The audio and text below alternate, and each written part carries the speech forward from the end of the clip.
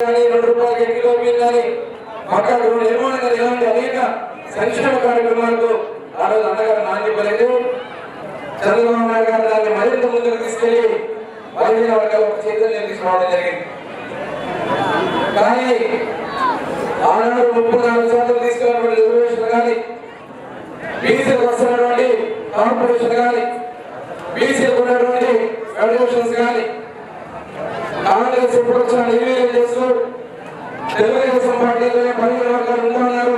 15 వర్గాల మీద తెలుగుదేశం పార్టీ అని చెప్పి తెలుగుదేశం పార్టీకి 15 వర్గాలు ద్రోహం చేయడానికి జగన్మోహన్ రెడ్డి ఎన్నికల ముందు కుట్ర చేశాడు. రకరకాల హామీలు ఇచ్చాడు. అనేక మందిని మోసం చేసి అధికారం చేపట్టిన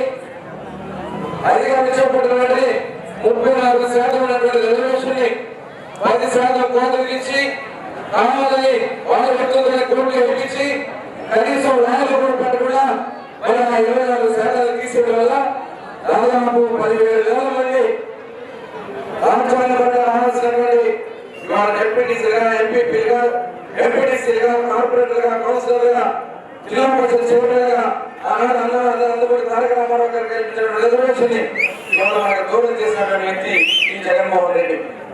ఇదే కాదు, ఇవాళ 56 కార్పొరేషన్ అన్నాడు. ఒక్క కార్పొరేషన్ ఎక్కడన్నా ఒక పైసా ఇచ్చాలని చెప్పి నేను అడుగుతా ఉన్నా. ఎక్కడ కనీసం కూర్చుని నాకు కుర్చీలు ఉండవు.